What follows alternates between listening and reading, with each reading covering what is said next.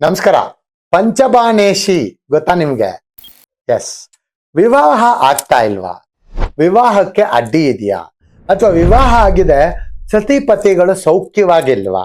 ಇದಕ್ಕೆ ಪಂಚಬಾಣೇಶಿ ತಂತ್ರ ಯಂತ್ರ ಮಂತ್ರ ಮಾಡಿಸ್ಕೊಂಡ್ರೆ ಖಂಡಿತ ಈ ಎಲ್ಲ ಸಮಸ್ಯೆಗಳಿಗೆ ನಿವಾರಣೆ ಆಗತ್ತೆ. ಇದು ಮಾಡಿಸ್ಕೊಳ್ಳೋದಕ್ಕೆ ನಮ್ಮ ಹತ್ರ ದುಡ್ಡಿಲ್ಲ ಗುರುಗಳೇ ಅನ್ನಂಗಿದ್ರೆ ಸಿಂಪಲ್ ಆಗಿರೋದು ಮಾಡಿಸ್ಕೊಂಡು ಅದ್ರ ಜೊತೆಲಿ ಬೀಜಾಕ್ಷರಗಳು ಮಾಡಿಸ್ಕೊಳ್ಳಿ, ಜಪ ಮಾಡ್ಕೊಳ್ಳಿ. ಖಂಡಿತ ನೀವು ಅನ್ಕೊಂಡಿರುವಂತ ಸಮಸ್ಯೆ ಬಗೆಹರಿಯುತ್ತೆ. ಎಸ್, ಹೌದು. ಯಾಕೆ ಈ ಮಾತು ಹೇಳ್ತಾ ಇದ್ದೀನಿ ಅಂದ್ರೆ, ಈ ಪಂಚಬಾಣೇಶಿ ಗೌರಿಗೆ ಸಂಬಂಧಪಟ್ಟಿರುವಂತ ತಂತ್ರ. ಗೌರಿ ಮಾತೆ ನಮಗೆ ಬರೀ ಗಣೇಶ ಹಬ್ಬಕ್ಕೆ ಮುಂಚೆ ಒಂದ್ಸರಿ ಗೌರಿ ಹಬ್ಬ ಬರುತ್ತೆ, ನಾವೊಂದಷ್ಟು ಪೂಜೆ ಮಾಡ್ಬಿಡ್ತೀವಿ, ಆಮೇಲೆ ಸುಮ್ಮನೆ ಆಗ್ಬಿಡ್ತೀವಲ್ವಾ? ಹಂಗಲ್ದಿರ ಪಂಚಬಾಣೇಶಿ ತಂತ್ರ ಮಾಡಿಸ್ಕೊಳ್ಳೋದ್ರಿಂದ ಸಾಕಷ್ಟು ಶಾಂತಿ ನೆಮ್ಮದಿ ಕುಟುಂಬದಲ್ಲಿ ಬರುತ್ತೆ. ಯಾಕೆ ಅಂದ್ರೆ ಸತಿಪತಿಗಳು ಶಾಂತಿ ನೆಮ್ಮದಿಯಿಂದ ಇರ್ತಾರೆ. ಹಂಗಾಗಿ ನೀವೇನಾದ್ರೂ ಮಕ್ಕಳಾದ್ರೆ ತುಂಬಾ ಟಾರ್ಚರ್ ಅನುಭವಿಸ್ತಾ ಇದ್ರೆ ಖಂಡಿತ ನಿಮ್ಮ ತಂದೆ ತಾಯಿಗೆ ಈ ಒಂದು ಮಾತು ಹೇಳಿ, ಆಯ್ತಾ?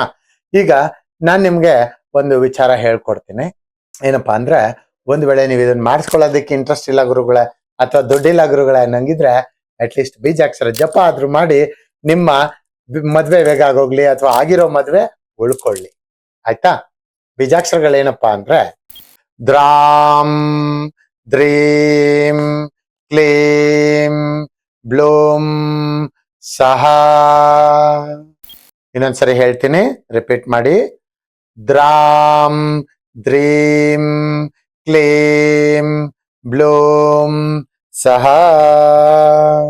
ಈ ಮಂತ್ರಗಳು ಬಹಳ ದೀರ್ಘಗತಿಯಿಂದ ನಾನು ಬೇರೆ ವಿಡಿಯೋಗಳಲ್ಲಿ ಬೀಜಾಕ್ಷರ ಯಾವ ರೀತಿ ಜಪ ಮಾಡ್ಬೇಕಂತ ಹೇಳ್ಕೊಟ್ಟಿದ್ದೀನಲ್ವಾ, ಆ ರೀತಿ ಬಹಳ ದೀರ್ಘವಾಗಿ ಶಬ್ದ ಬರೋ ಹಾಗೆ ನೀವು ಮಾಡ್ಬೇಕು.